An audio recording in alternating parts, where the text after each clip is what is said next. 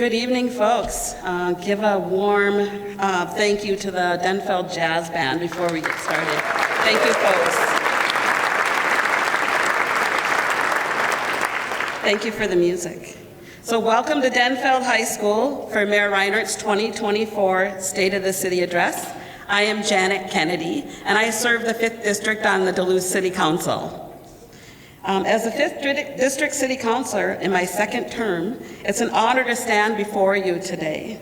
This moment fills me with pride as a Denfeld alum, and it's particularly special because last year, as the president of the council, we held this address at the West Theater. So it's clear Western Duluth is not just open for business, but we're also moving onward and upward, shaping our neighborhoods according to our visions. One of my fondest memories here is the time of being a track star. Affectionately, I received the name Rocket from Sonny Halbaka. So back in the 1900s, before 8th graders and 9th graders played for high school teams. I represented Denfeld as a 9th grade sprinter. I remember the high school girls running from Denfeld approaching me over at West Junior High School and asked me to join their track team for a meet because they knew of my city record-breaking sprinting. While I couldn't attend that meet, I did receive one of the first Prep Athletes Awards from Marsh Nelson back in the 1900s. Reflecting on those days, I recall my coach asking me why I always looked side to side while I was running, because I just run, and it was fun. I said, well, I replied to him, if I saw somebody coming closer to me, I'd run faster. So in my council work, I strive to emulate the lessons from my track days, moving forward at a pace that brings us closer to our goals. Just as in relay races, where I often ran the last leg, I understand the importance of teamwork in achieving success for our Duluth community. So I want to thank you, and it's my pleasure to be here today. I will now announce Mr. Vukolich. Joe Vukolich is a retired economics and government teacher at Denfeld for 29 years. That must have been in the 1900s as well. He is the author of the book, Come Back Home, A History of Denfeld High School. Welcome, Mr. Joe Vukolich.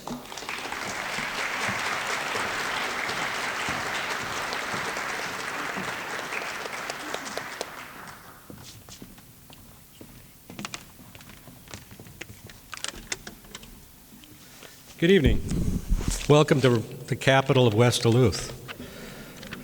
And welcome to Robert Denfeld High School.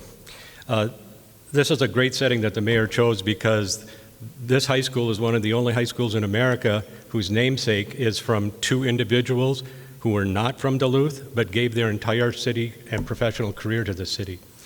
Robert Denfeld was from Massachusetts, and he graduated from high school right after the Civil War. 2% of Americans had a high school diploma in the 1870s. He had a bachelor's degree, a master's degree, and passed the bar exam in 1876 and 1881. He was one of the top 1% best educated men in America. He was traveling from Massachusetts to Montana. He stopped in the Twin Cities, and they said, there's a port city growing hand over fist. And so he came to Duluth in 1885, and he gave 31 years to the city of Duluth. It started with 7 schools. He left when it was 34. He managed smart growth well, and for his service to the city of Duluth, and when he retired in 1916, they named the new high school after him, Robert E. Denfeld High School. He is known for 2 things primarily. He was the first superintendent to offer free textbooks to students, and secondly, he was the first superintendent to provide for a night school. Walt Hunting, whose name Hunters derives from, was a World War I veteran. His football teams were so good that half of their schedule were for teams from out of state because nobody around here would want to play them. In 1935, for the season, we outscored our opponents 250-6. So kids would stand in public school stadium and would wait for the team to come running out on the field, and one kid yelled out, "Here come Hunting's Hunters." And since 1935, the name has stuck. He published 2 articles about his football coaching, which would be the equivalent today of being asked by ESPN or Sports Illustrated, would you write what you're doing? Probably most importantly, though, he chose for his premier position, the tailback in his offense, to be an African American a decade before the Supreme Court integrated public schools. What makes Denfeld Denfeld is one word: tradition. Whether it's the 115 graduating classes, the 97 consecutive Maroon and Gold Day homecomings, whether it's about 1/3 of the staff is either alumni or have given their entire careers here consistently, or the 2009 Hall of Fame when we had 9 decades of Denfeld Hunters come back home, including right in the front were the Robert E. Denfeld and the Walt Hunting families. They're still in touch with the school. It's more than just a name on a building.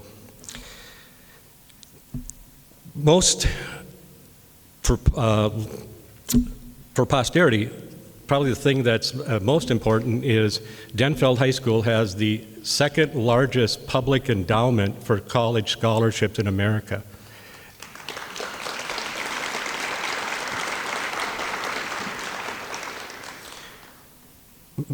Three alums, Marie Saltwick, Armin Hauge, and Jack Moon, over the decades contributed a total of $9.9 million, where the principal stays the same and it's only the interest that's given out to kids going to school. The auditorium, which is where we're obviously sitting right now, this auditorium was built 99 years ago, and you probably realize that the seats have not changed at all. I remember a 53 grad said that's to make us all pay attention, so right now I'm grateful for that. It cost $25,000 in 1925 to build this auditorium. I did one of those inflation calculator things, which would mean today it would be $443,274 to build the auditorium, which of course includes a sound, light, and technology upgrades, which, by the way, there's a technology referendum coming up next month that this auditorium could probably benefit from.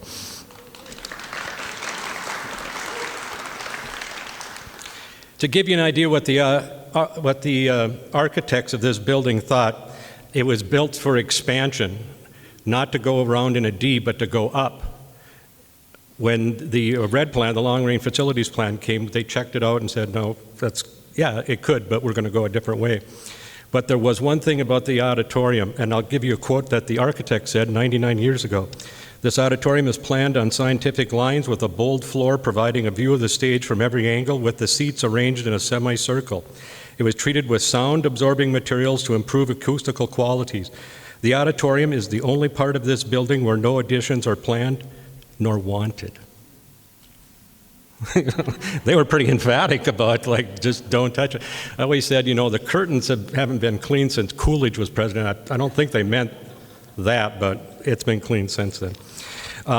This auditorium and the Duluth Armory were the only two public venues in the city of Duluth open for entertainment until the deck was built in 1966 and 67.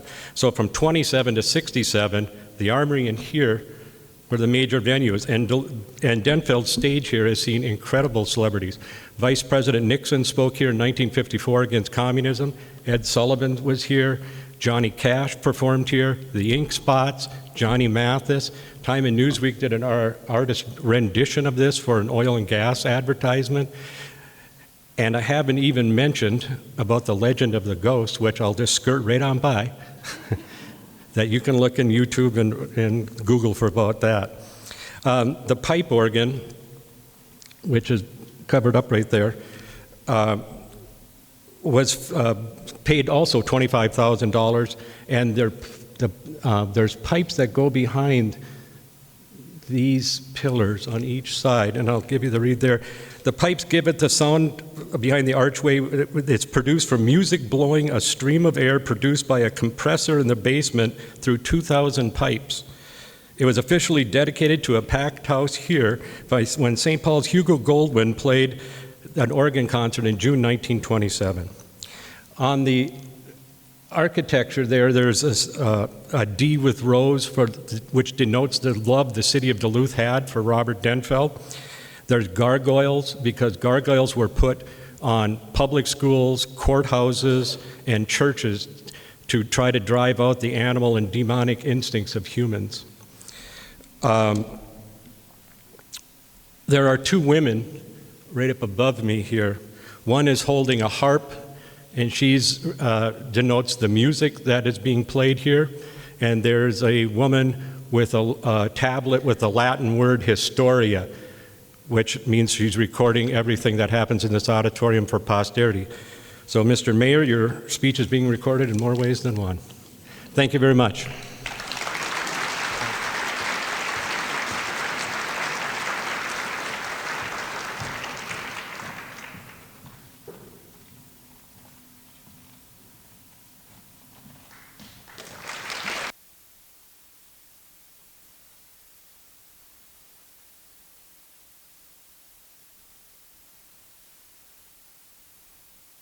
And we will present the colors and then join me in the Pledge of Allegiance. Color Guard, if you could please present the colors.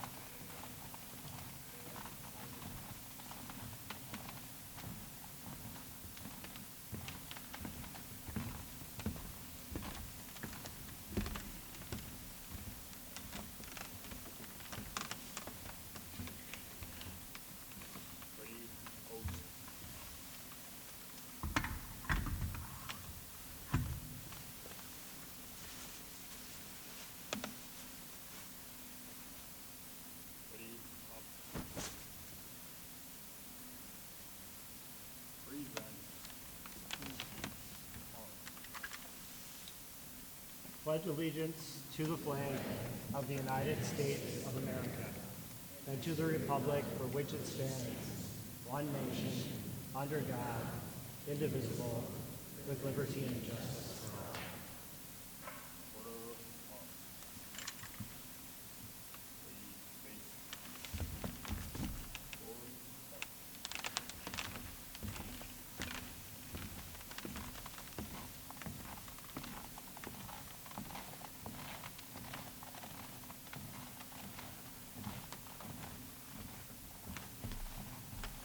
You may be seated. And at this time, I would like to invite our City Council President, Roz Randorf, to the podium to make some comments on behalf of the City Council. Roz.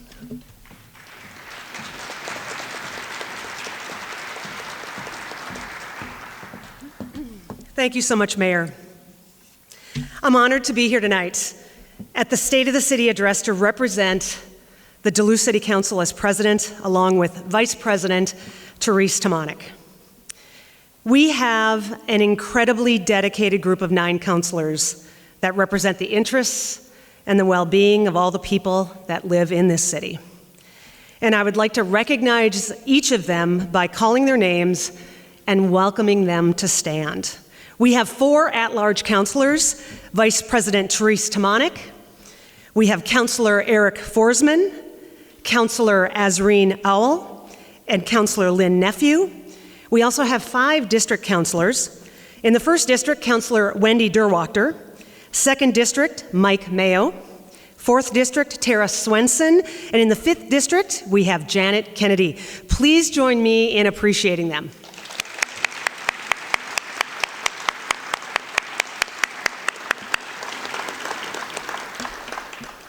A strong council is a diverse group of representatives with different and equally valuable opinions and ideas that come together to make policy decisions.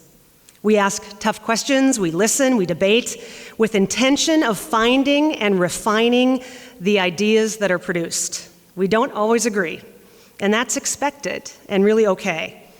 But there are 2 things that we can really agree upon. And one, the complex challenges we face as a city, as a community, are not insurmountable. We have this. And 2, we would not be able to do this work, to thrive as a city, without the talented and dedicated city workers. I would like to recognize them now by asking all city staff and administration to please stand and be recognized.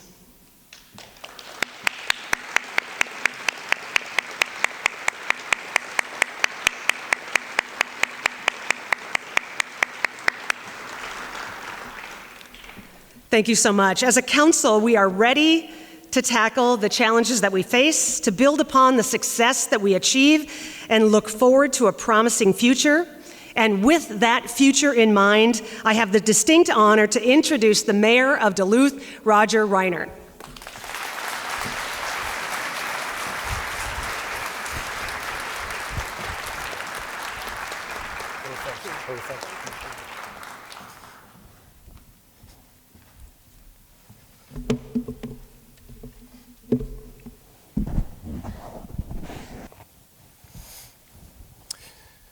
Thank you, President Randorf. Thank you, everyone, for being here tonight. I'm excited to be here this evening and incredibly proud to stand before you as your 40th mayor of Duluth. First of all, I don't know if they're still hopefully in earshot, but another round of applause for Mr. Lehigh and the Denfeld Jazz Band. They just set the right tone.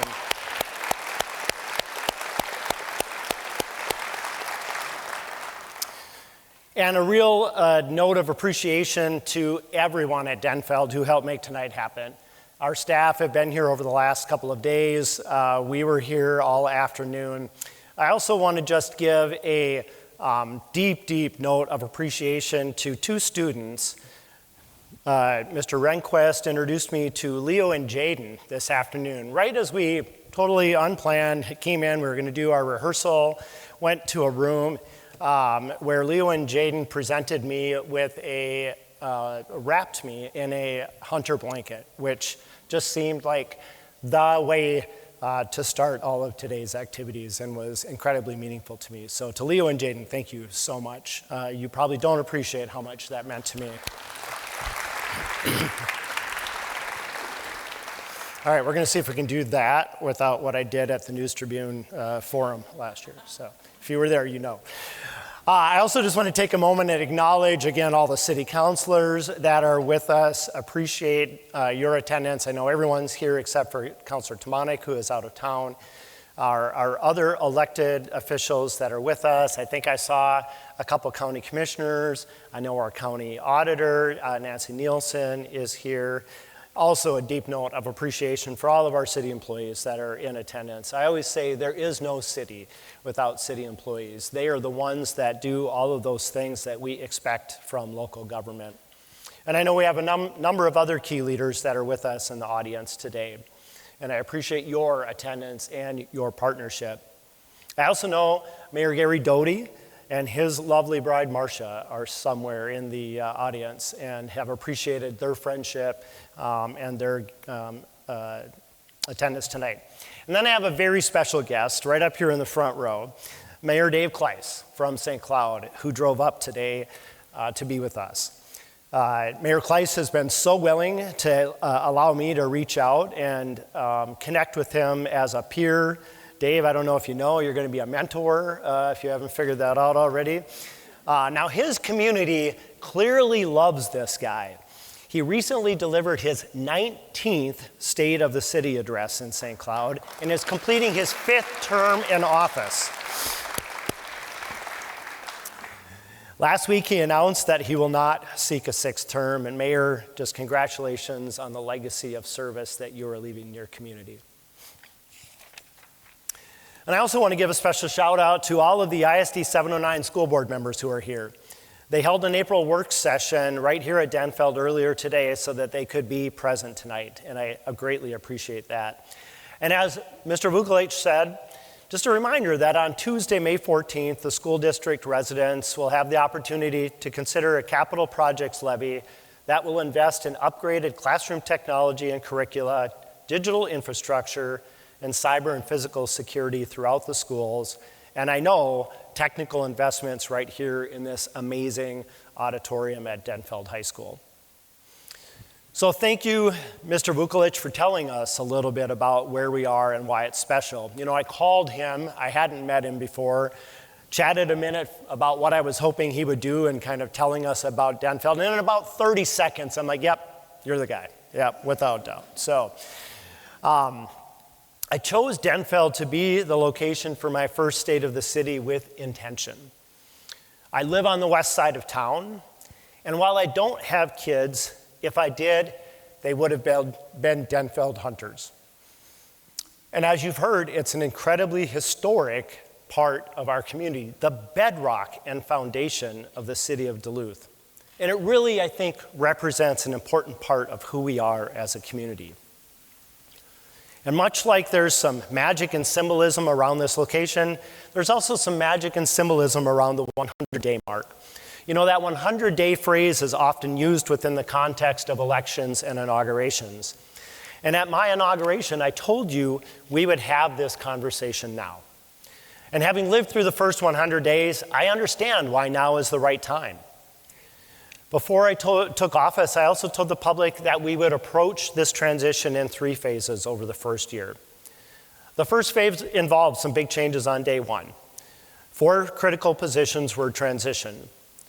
I decided that we needed a different city administrator and a new city attorney. I am incredibly grateful to Dave Montgomery, actually maybe more to Cindy, for Dave coming out of retirement to serve his 3rd mayor as our city administrator. I always tell him 2 more and he matches Clarence Maddie's record. I don't think he is in for that, but your experience, your partnership, your friendship have just been so critical as we have made this transition and as I've entered into this new role, and I am genuinely grateful. And we also have a new city attorney, Jess Freilich.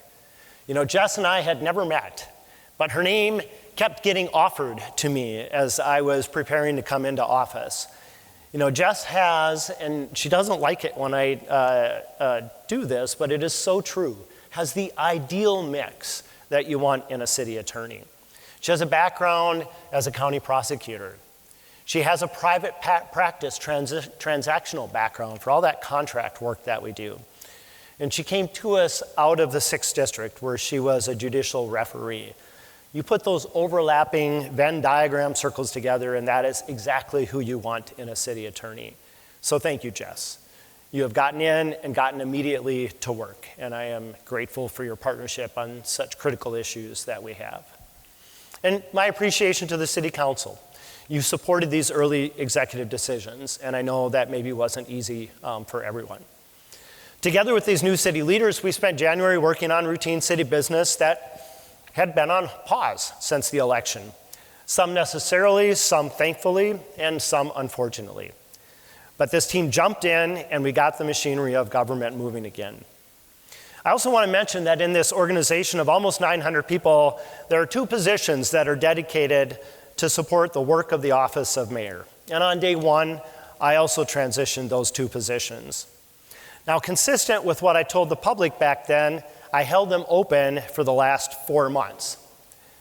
So if you've not gotten the meeting you wanted as soon as you wanted it, or maybe as many meetings as you wanted, as often as you wanted them, or your email answered as quickly as you would like, that's a big part of the reason why. So, that was necessary, but it is not sustainable. So as I shared with somebody earlier tonight, I am so excited tonight to introduce 2 new members of the mayor's office team. They are both bringing amazing skill sets to the city. Both rose to the top out of a competitive search process, and both are going to help exponentially increase my bandwidth.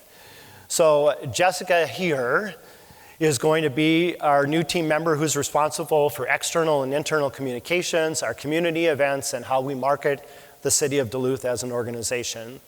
And John Dukic will focus on policy and government affairs.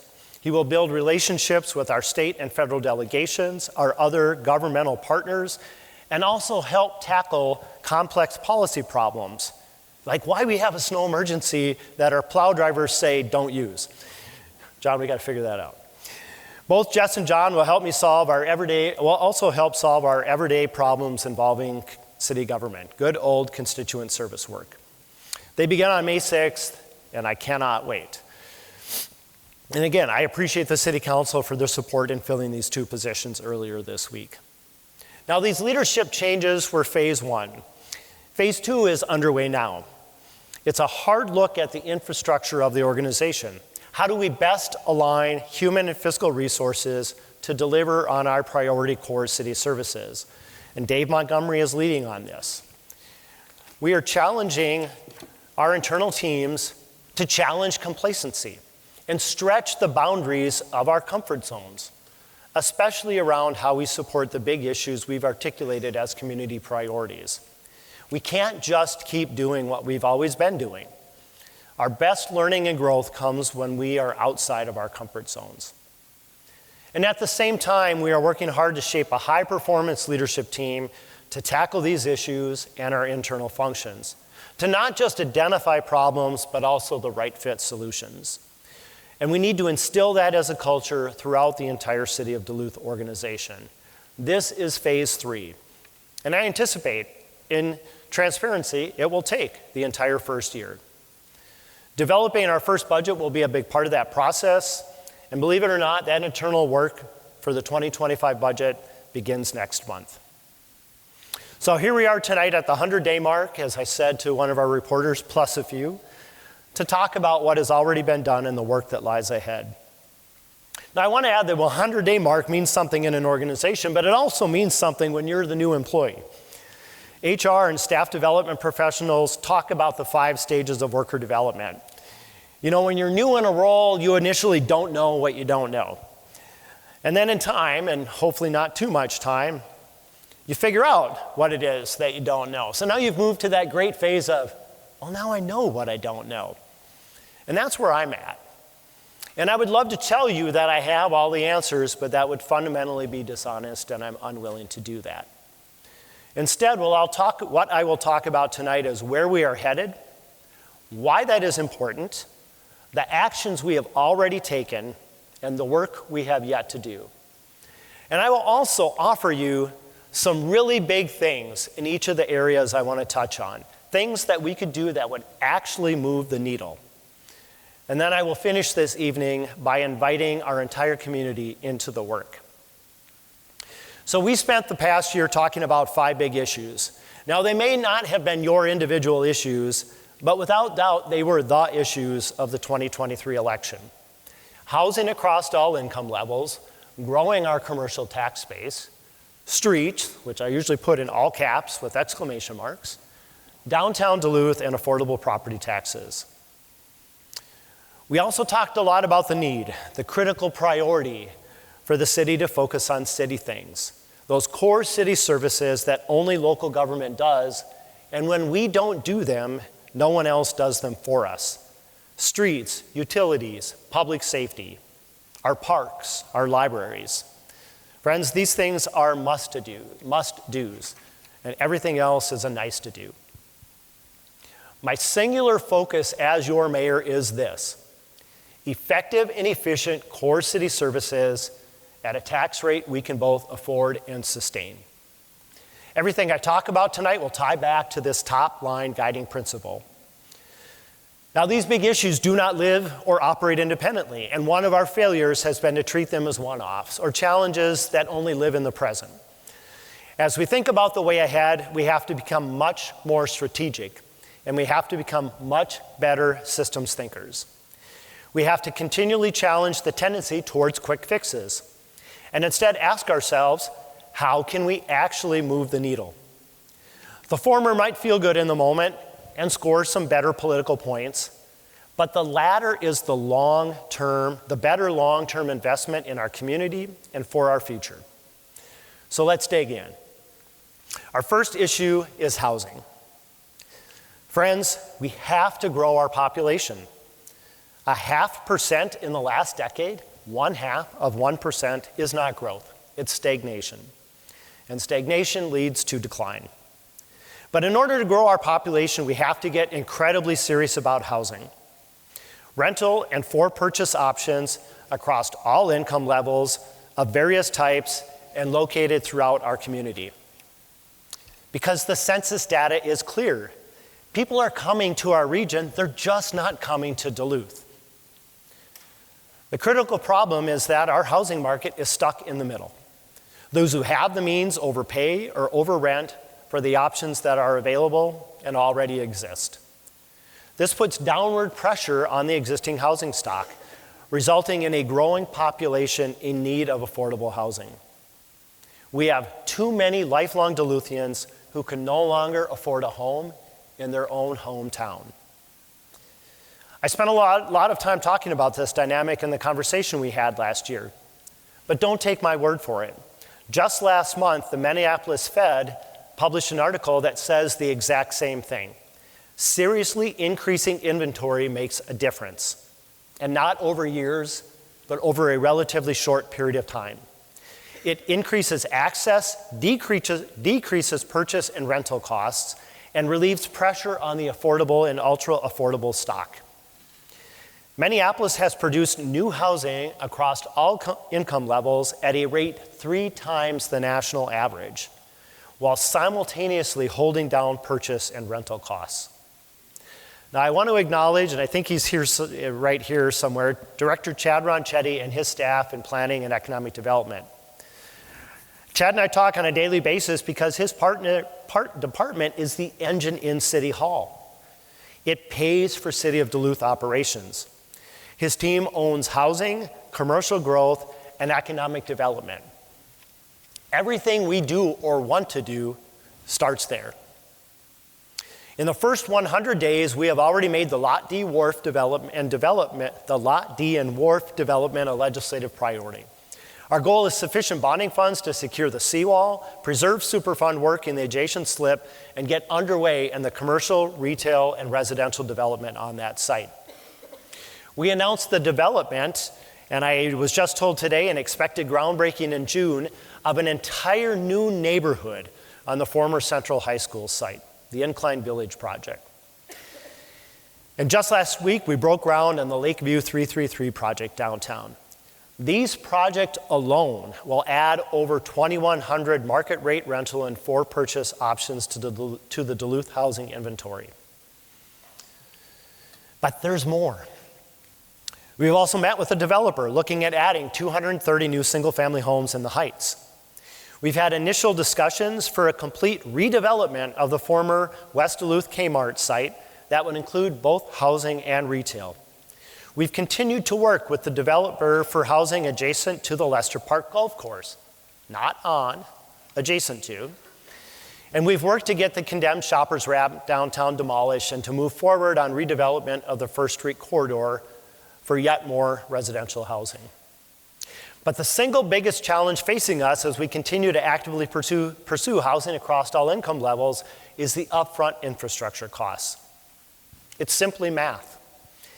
If we choose to continue to put the street, utility, curb, sidewalk, demolition, and other site prep costs on the books of the builder-developer, the final project is just that more expensive. As one builder told me, I can't get a home to market in Duluth for under $400,000 because I've got $100,000 into that home before I even start building it. That has to change. So the first really big thing that I need us to figure out is how to pay for the public part of new development, the infrastructure costs like streets, utilities, and sidewalks. And to get there, we need to identify other sources of cash funds to help pay for these upfront costs.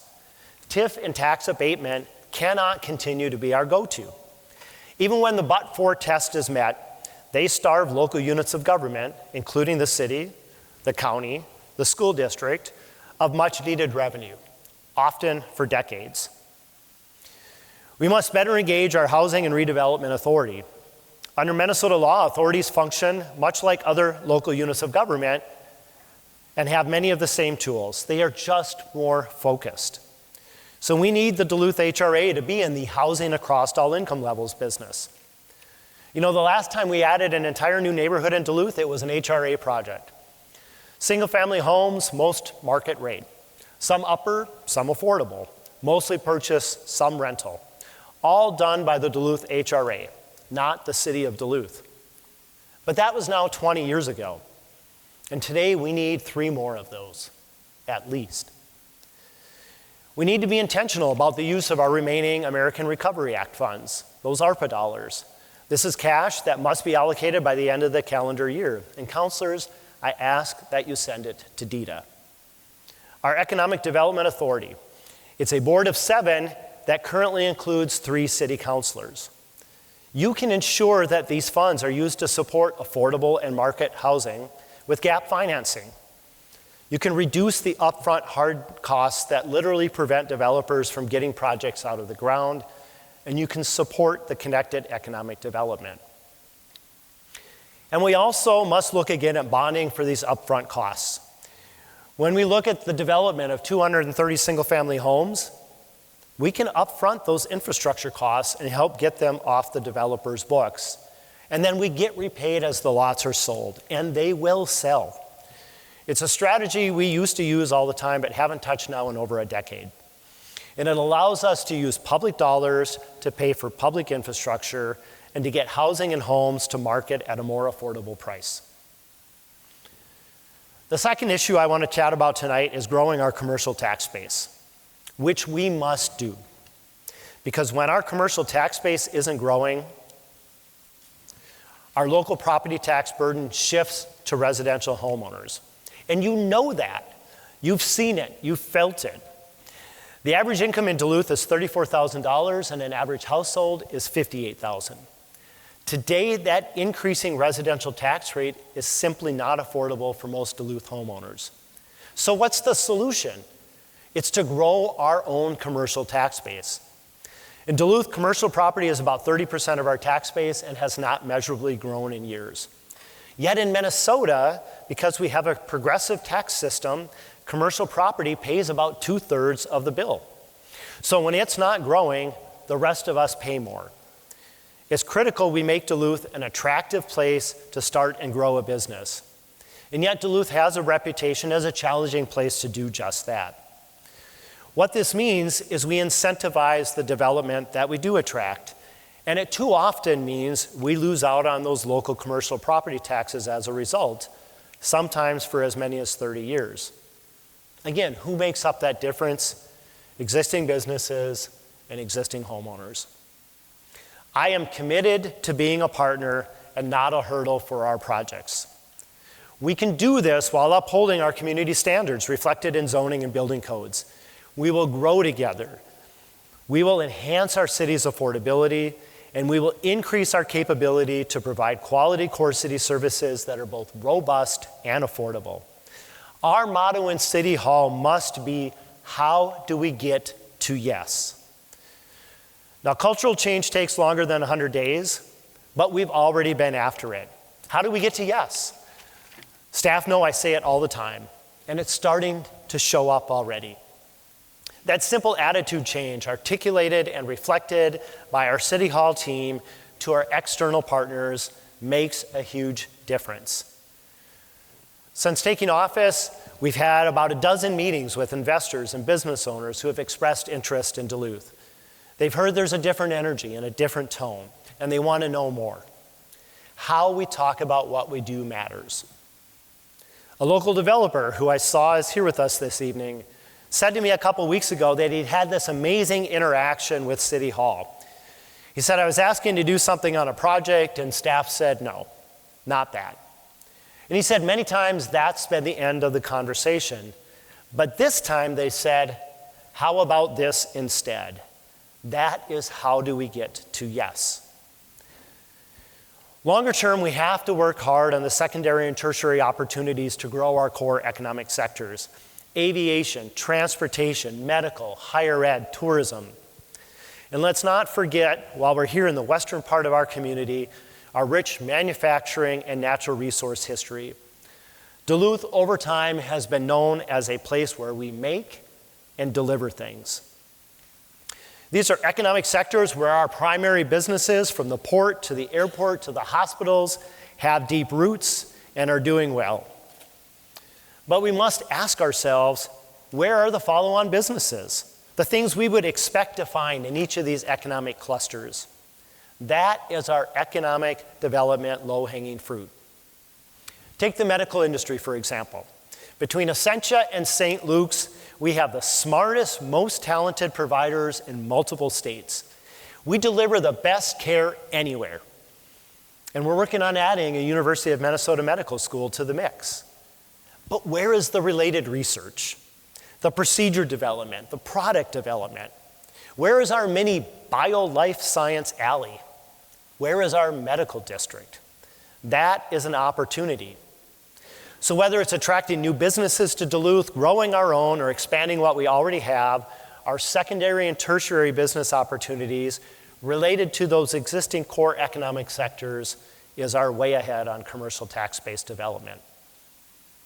But before we leave this topic, let me leave you with one really big thing, something I think would actually move the needle. Let's get our Economic Development Authority out from under the City Hall umbrella. A truly independent DEDA. Now, the other authorities operate independently and are singularly focused on their missions, but DEDA is constantly filtered through a City Hall political lens. And we want to be mindful of public accountability, and we have that in the mayoral appointment and City Council confirmation process. Again, currently 3 of 7 DEDA board members are also Duluth City Councilors. But after that, set them free. Go forward, get after it. Next up, as a Duluthian, and every Duluthian in the audience, our favorite topic, streets. Streets, utilities, and public safety are basic expectations that residents have from our city. And with winter, I think, behind us, we can't forget that plowing and snow removal are always high on that list too. Mayor, I loved your comment that, because you were mayor last year as well, you balanced out a lot of snow plowing with a lot less this year, so you were evening out your budget. Good tactic, well done. In last year's conversation, I talked about multiple tangible steps, and in the first 100 days, we have moved forward on every one of them. We authorized a contract to drive and map every street mile in Duluth. This will be done by the fall. It will give us the best data we've had in years on street and sidewalk conditions. And that data will allow us to examine our existing system and rate every street mile in Duluth, curbs and sidewalks as well. Now with that data, we can categorize streets, green, yellow, red, and we can generate and post an easy to understand repair map for residents. One of the things I've learned in Duluth is that we all think we live on the worst street in Duluth.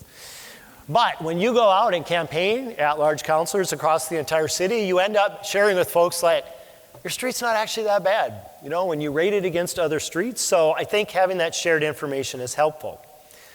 And that data will allow us to also put out a multi-year planned repair schedule. Residents can then anticipate when repairs to their street will happen. You know, we're 26 miles long and we don't always move from one end of the community to the other.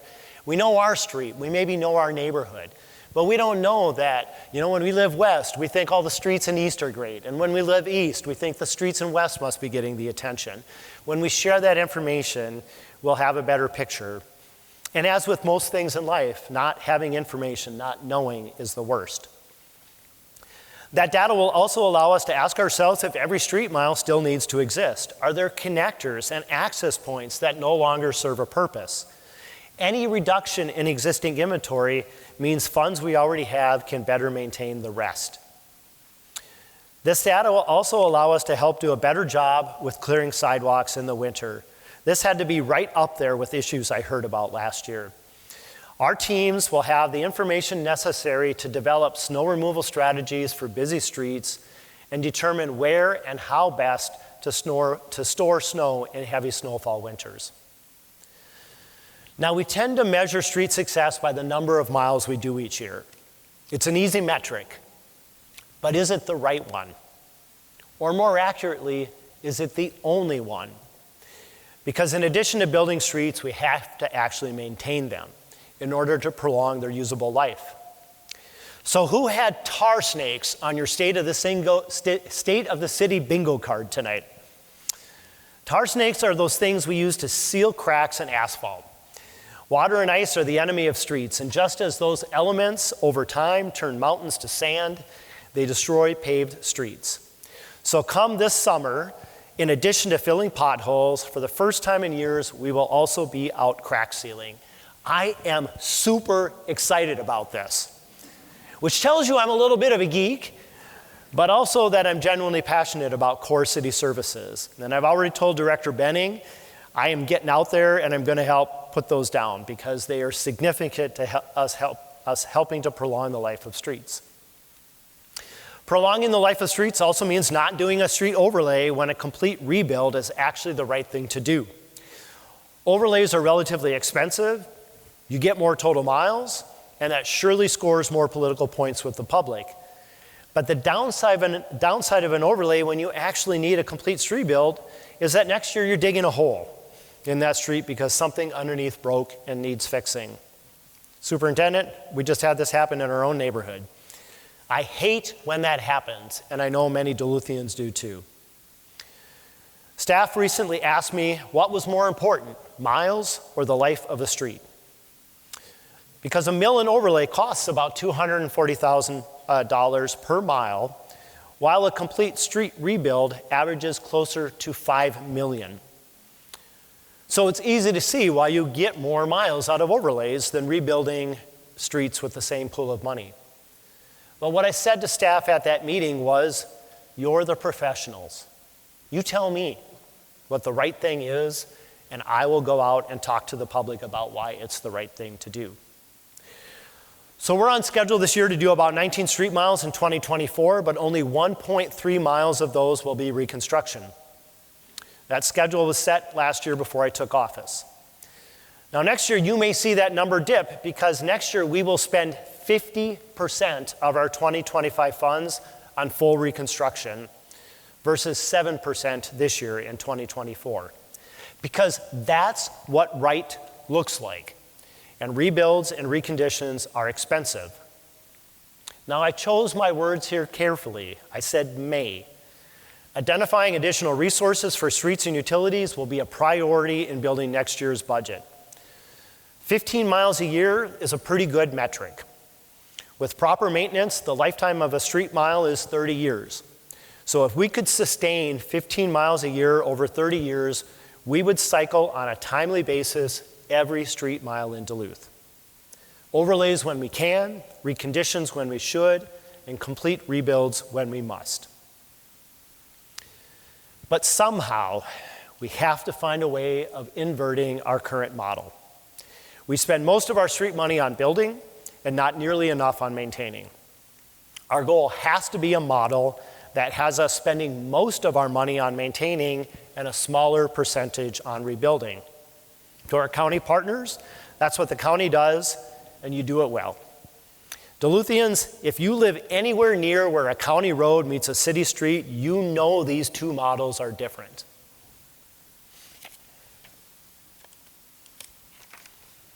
So when it comes to streets, inverting this model is the really big thing, and it's what will move the needle.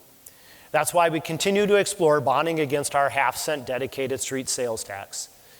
It's following the proven St. Louis County model, and it could help us overcome this hill of diminishing returns. But current interest rates make this challenging. I know our finance director, Jen, is here, and Jen did the math. If we were to bond tomorrow, we would raise about $107 million, but only about half of that would go to streets. The remainder would go to interest. So expect us to move in this direction, but when interest rates are more favorable and it's prudent to do so. So our fourth big issue that I want to touch on tonight is downtown Duluth. Friends, a downtown is a community's heart, and we need a downtown that is vibrant and thriving. Over time, we have seen the role of downtowns change. They were once retail, they then became commercial and professional, and post-pandemic, their future is residential. But first, we must address the reality of current challenges. And I know I saw Christy Stokes here. Christy knows this better than anyone. We have to address our concerns about attractiveness, safety, and cleanliness. This is the alligator closest to our boat when it comes to downtown. In the short term, we need to enforce our community norms, and we need to support our public safety teams. Duluth Fire, Duluth Police, and the Clean and Safe teams do hard jobs that we all want done and don't want to do ourselves. They work hard on a daily basis to have patience, show compassion, and connect individuals struggling with much needed resources. And if you would, please join me in a round of applause for what they do for us on a daily basis.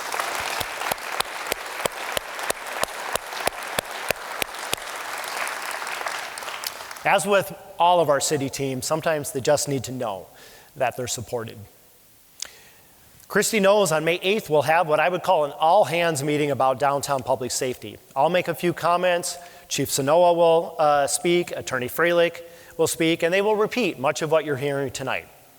And then beginning in June, we will return to monthly meetings to include downtown Duluth, the Canal Park Business Association, Duluth Fire, Duluth Police, our attorney's office, and all the other vested downtown stakeholders. I will attend these meetings as often as possible, and when I cannot, both Jess and John will be there to represent the mayor's office. This is that important.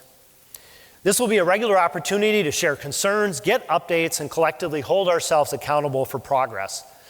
These meetings are not intended to be gripe sessions. We have those opportunities, and frankly, friends, we know what the challenges are. They are intended to GSD. And if you don't know that acronym, ask a neighbor. They'll fill you in.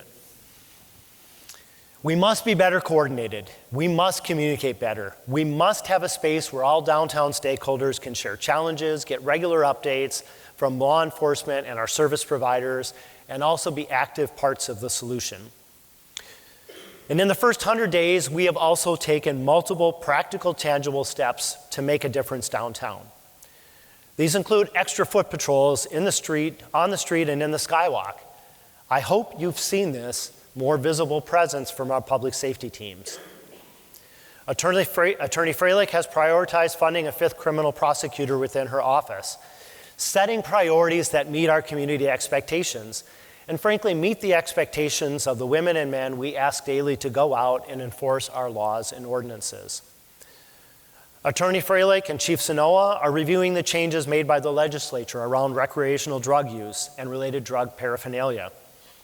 Aspects of this, frankly, have made it more difficult for our enforcement teams to take action on illegal behavior. And we need to do a better job of understanding where Duluth has local control. Councilors, we will be bringing you some proposed ordinance changes, and I ask for your partnership in this effort. Again, with the city attorney and DPD, we are reviewing current Skywalk ownership and control agreements and will propose any changes necessary to address jurisdictional issues that foster public safety concerns. With leadership from Chief Sanoa, we have realigned both problem-oriented policing and our behavioral health units to work seamlessly. We have removed the geographic east-west divide and aligned them directly under supervisors. They have different approaches and specialties, but are now working in concert to address shared issues. And perhaps most importantly, with Attorney Freilich's leadership, we've discovered we don't need a ton of new laws. What we need to is enforce the laws we already have. Laws that represent our community norms. Attorney Freilich has been active in letting our public safety team know that she supports them in doing this important work. And tonight, I want them to hear clearly from me that I support them as well, and I'm grateful for the important work that they do. Now, longer term, the city of Duluth must be better at asking for help. Downtown Duluth isn't just a Duluth issue, and the solutions cannot only belong to the city of Duluth. Other units of government like MnDOT and St. Louis County are critical partners when encampments are on their property. We also, as the city, can show a little humility and do a better job of inviting our friends at St. Louis County into this critical work. Duluth is about a third of the county's population and a significant portion of the county's tax base. I know county board members who are here tonight, the county sheriff, the county attorney, that are all as invested in the vitality of downtown Duluth as we are. To our city team, let's invite them into the work. Let's ask them to help. From the sheriff providing us some additional law enforcement backup while we remain 24 officers short of our authorized staffing, to maybe Health and Human Services taking more of a lead on substance use and shelter challenges. Maybe it's other opportunities we can't see because we're so deep into what we're doing right now. The county does not stop at the city limits, and we need to have the humility to acknowledge that and invite them in. And what are the ways that our near neighbors can also be our partners? I know Mayor Herstead from Rice Lake is here. I know Mayor Boucher from Hermantown was planning on coming. I have visited the mayor and council of every community that surrounds Duluth in my first 100 days. Proctor, Hermantown, Two Harbors, Superior, the St. Louis County Board, the Douglas County Board. I know you all care about downtown because you've told me you care about downtown. You may not live there, but you work there, you shop there, you dine there, you entertain there. We're a regional center, but these are regional challenges. And mayors, I ask you to join me in the solutions. Now, moving forward, we will also develop and deploy a dedicated public awareness campaign to address panhandling. I know it's harder to see what's no longer there than what is, but I hope you've noticed the dramatic reduction in panhandling in busy intersections. It's against city ordinance, and more importantly, it is unsafe for drivers, pedestrians, and those soliciting donations. But we must do more. This campaign will include an educational component aimed at residents and especially our visitors, who with the best intentions reward a challenging behavior. Panhandling is free speech. I acknowledge that. But that doesn't mean we have to incentivize it. These same private resources are best directed to a spectrum of local nonprofits and service agencies who will employ them in efficient and effective ways to help those most in need. Finally, a challenge for all of us. We have accepted a new norm over the past few years, and that must change. We can't just walk on by. If you see something, say something. Our public safety and outreach teams cannot help if they don't know about it. And I know many have said, I just don't call anymore. Nothing's going to happen. I just don't offer because help won't be there. Don't accept that norm. Our goal is not and cannot be jail or the ER.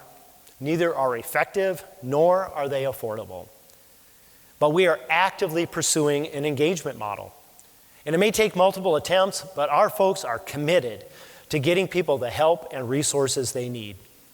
Living on the streets or in an encampment is not healthy for our community, and maybe more importantly, it's not healthy for those individuals.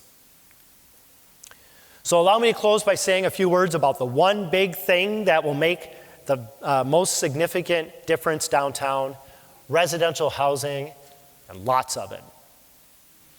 Thank you again for being here tonight, Mayor Kleiss. At your State of the City, I heard you speak about wanting 1,000 new residents in downtown St. Cloud. Now, St. Cloud is about 69,000 people, so if we just took the same percentage in Duluth, our goal should be closer to 1,200. In Minneapolis, their fastest growing neighborhood is downtown Minneapolis. Imagine if that were true in downtown Duluth. More presence, more energy, more restaurants, more retail, and more eyes on things. Problem behaviors flourish in spaces that are dark, unwatched, and where visitors are infrequent. A significant downtown residential population also helps us address our critical housing need.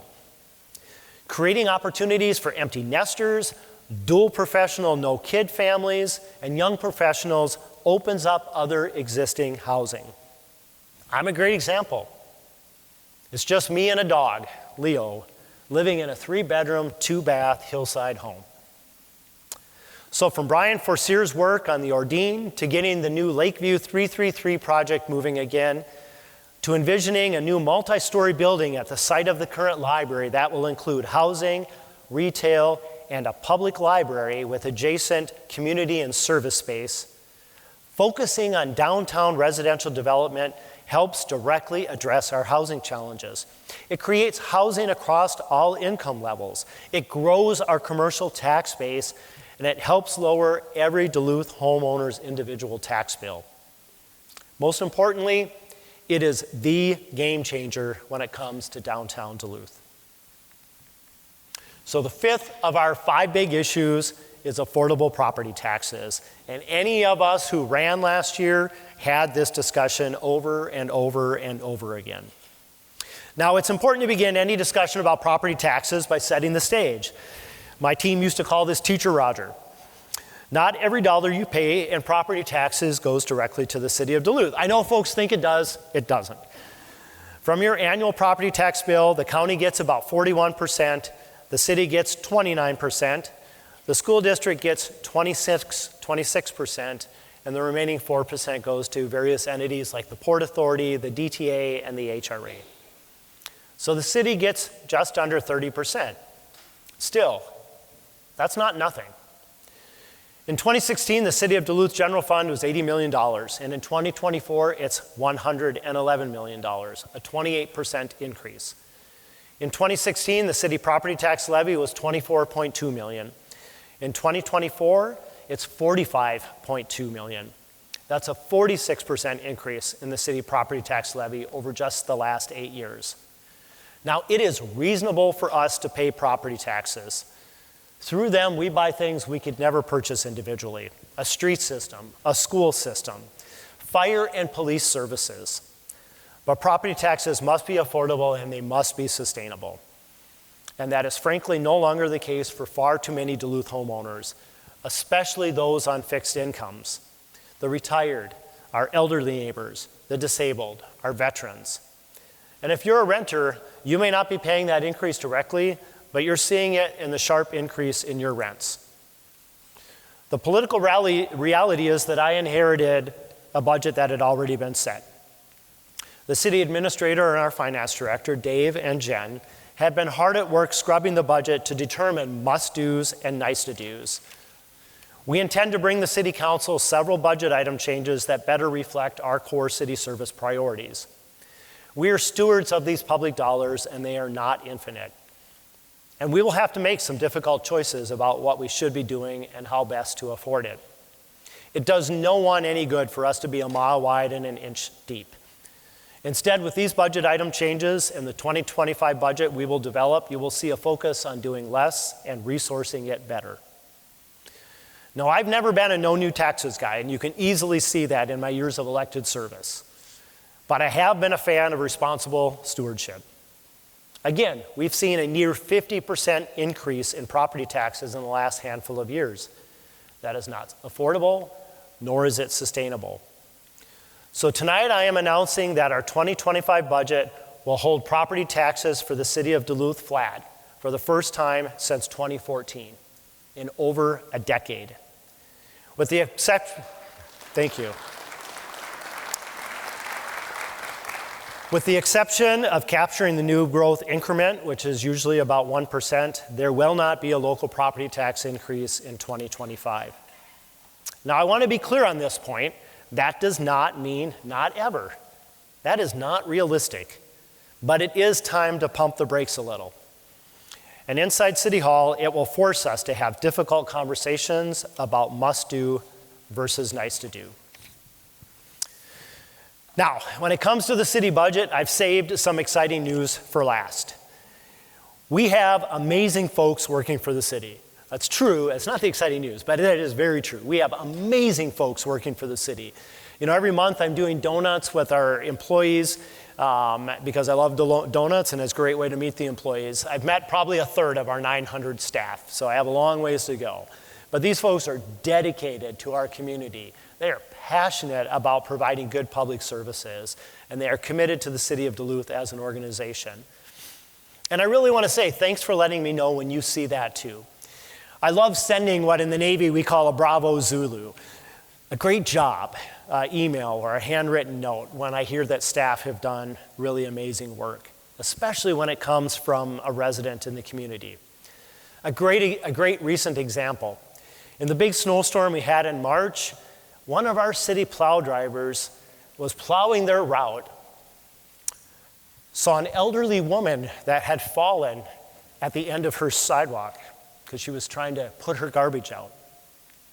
He stopped, helped her back into her home, shoveled her entire walk, and then went on to finish his route. That is the kind of service you get from City of Duluth employees on a daily basis. So please continue to tell me when you see that, because I love telling them when that is heard.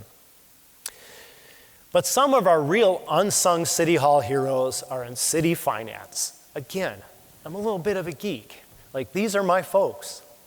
Jen Carlson and her team have been hard at work examining a significant budget expense put in place back when I was a city councilor and Don Ness was mayor. Unfunded retiree health care.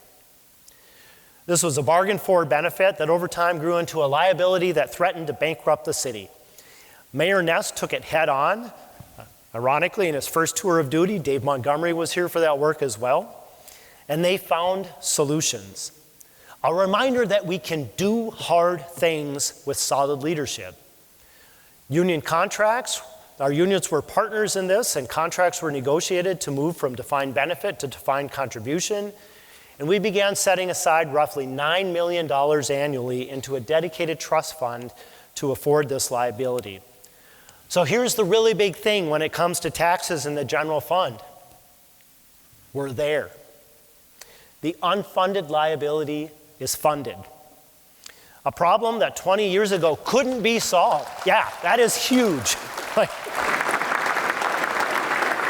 It's a little bit operational, and it might be hard for the media to tell this in a quick soundbite, but that is huge news. Now, we still owe these employees an obligation, and we intend to keep it. But Josh Bailey, who I said I was going to call out, and I could tell he didn't like that, our city auditor, Josh Bailey, has run these numbers over and over and over again. And he checked them with a third-party actuarial. And as the city, we checked them with the State Board of Investment, who stress-tested our strategy. We're good. We're there. We're funded.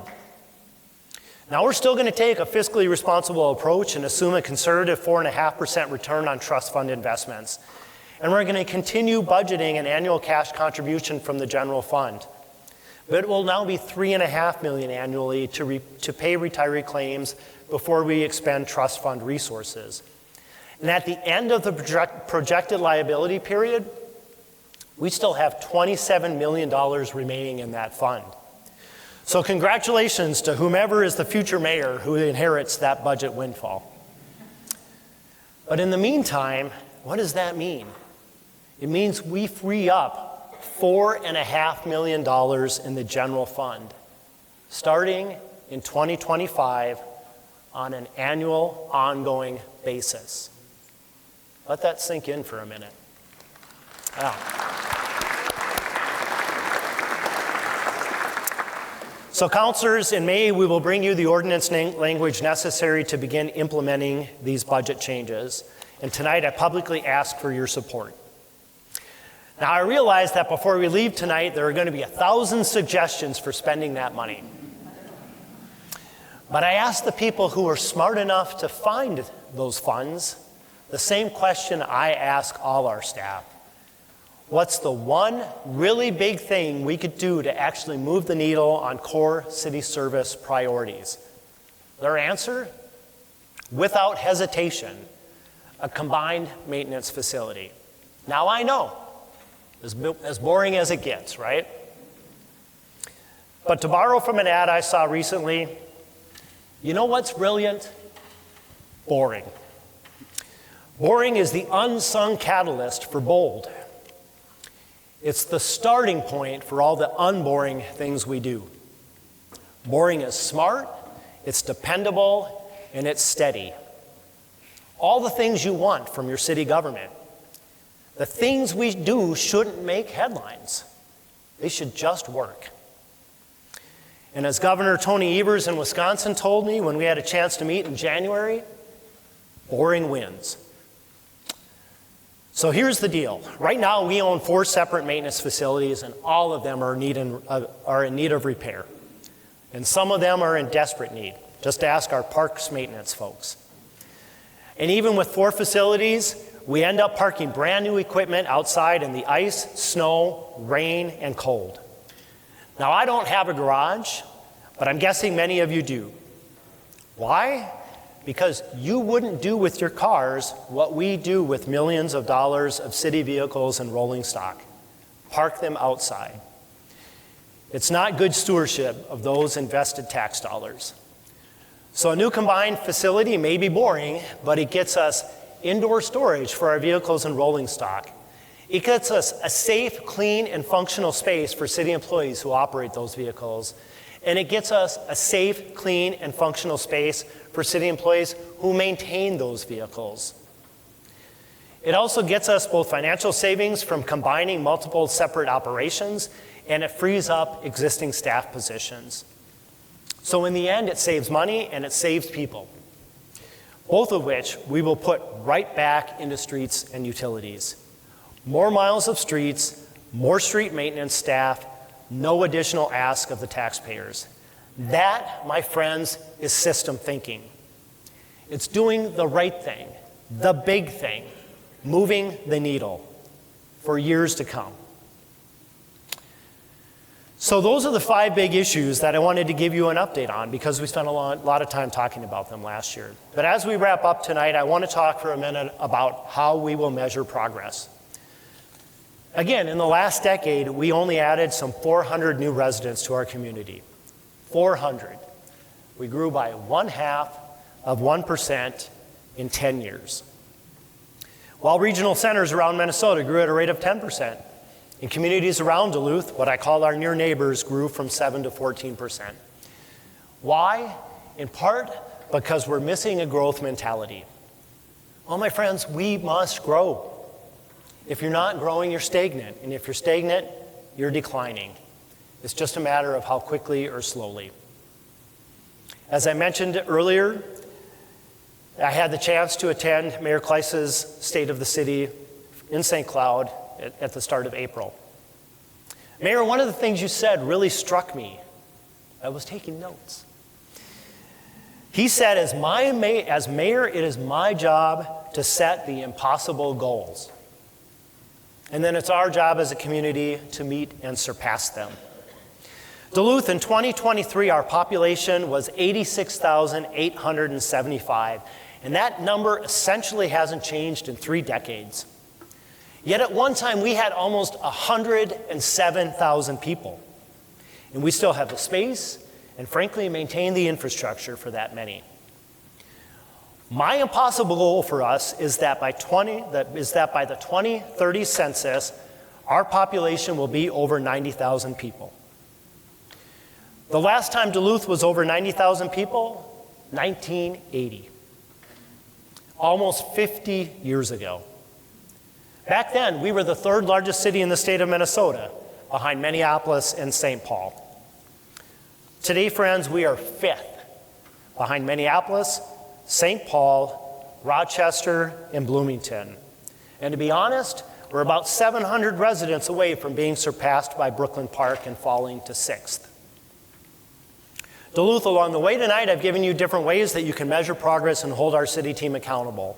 But tonight I want to leave you with one easy, challenging, exciting number, and that is 90,000 people. And let's be clear, that number isn't just about Duluth's civic pride, though for me, that alone is enough. 5th? 6th? Behind the suburbs? Come on. 90,000 is the right measurable because it tells us we're doing all the other things we talked about tonight. We've developed our commercial tax base and added not just primary industry jobs, but also those secondary and tertiary ones. We've added the housing at all income levels necessary to attract and retain new residents. We've done a better job of investing in streets, utilities, and core infrastructure. And we've made our local property tax burden more affordable by adding new residents to an existing and already largely built out city infrastructure. Duluth, this is not impossible. It is realistic. It is doable. It is an absolute must. And let me close tonight by inviting you into this work. Since the election last fall, literally hundreds of you have said to me, "How can I help?" And after 100 days in office, I have some ideas and a few invitations. And this is also a great opportunity to acknowledge some folks with us tonight who have already jumped on board what I call the getting after it train. In addition to the 5 big issues, I also pledged that we would have another conversation about the future of the Lester Golf Course. And I work hard to do the things I say I'm going to do. So tonight I want to publicly thank Tim Meyer and Dennis Isernhagen for agreeing to co-facilitate that effort. We put word out into the community that you could self-nominate yourself to help, and over 100 of you replied to that invitation. You should have already gotten a thank you note from Dennis and Tim, and a note letting you know that we are organizing a community hall meeting for that 100 plus folks to attend and sort themselves into some working groups, a steering team, a fundraising committee, a group to look at what multi-use year-round activity encompasses, and of course, public golf.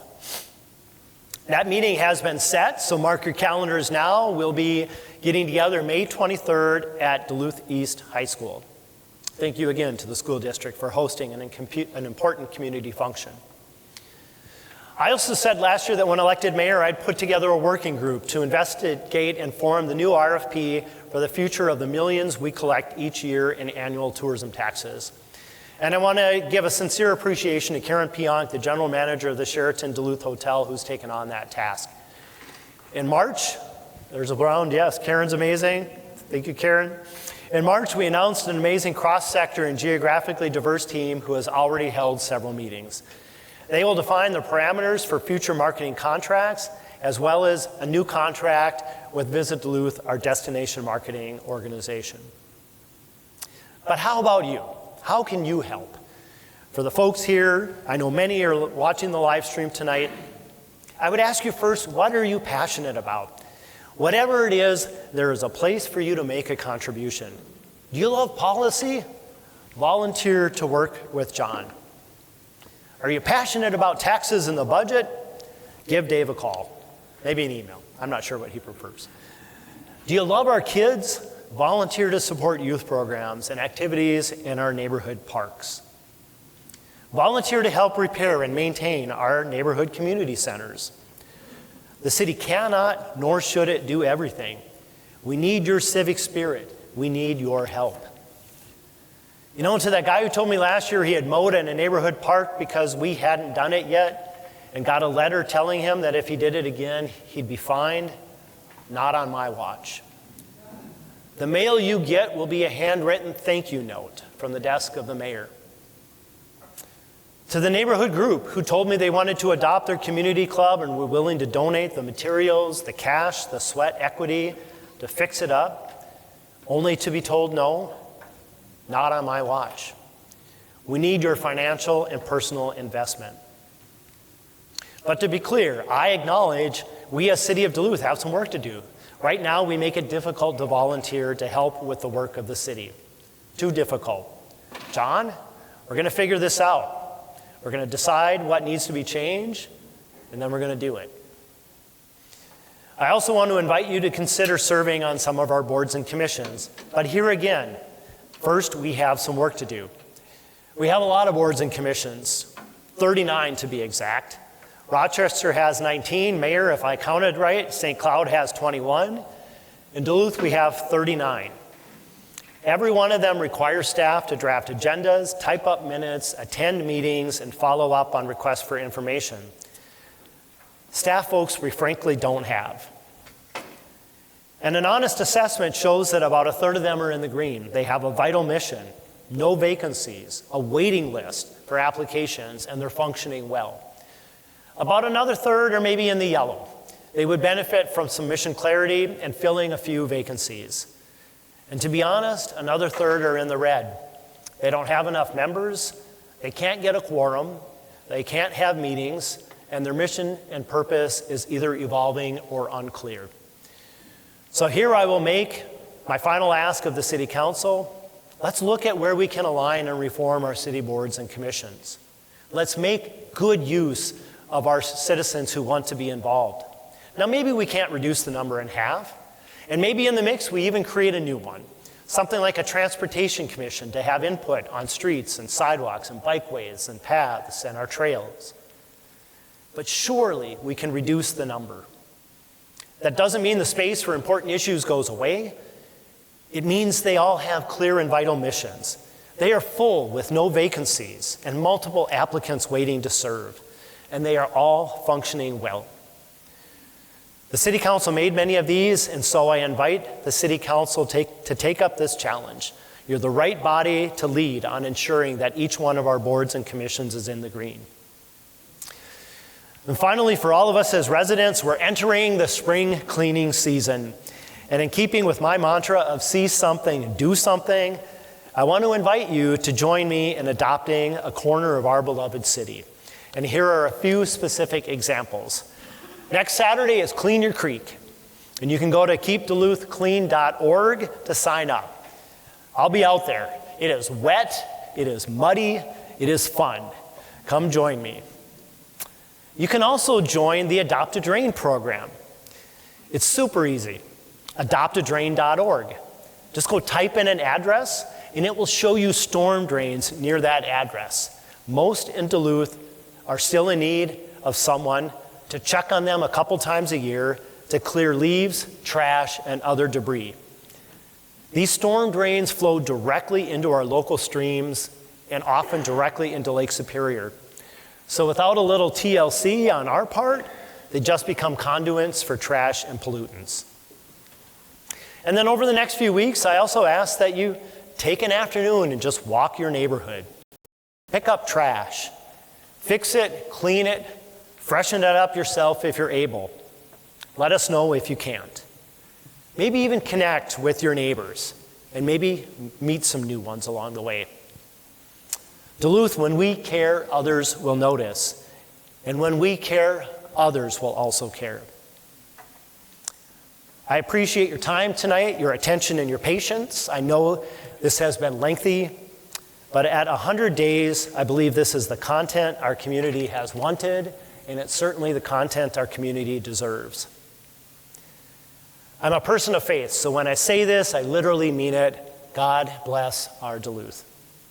Our zenith city, our emerald city, our shining city on the hill, on the shores of the greatest of the Great Lakes.